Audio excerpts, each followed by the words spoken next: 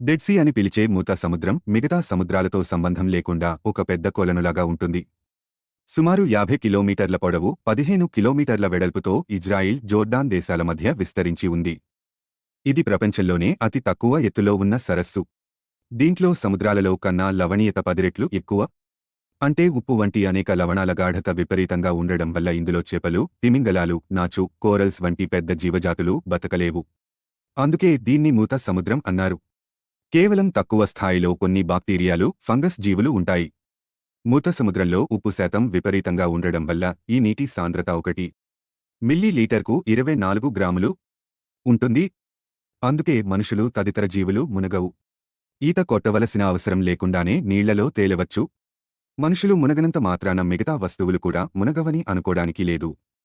ప్లవన సూత్రాల ప్రకారం ద్రవాల సాంద్రత కన్నా వస్తువుల సాంద్రత ఎక్కువైతే ఆ వస్తువులు ఆ ద్రవంలో మునుగుతాయి. తక్కువైతే తేలుతాయి.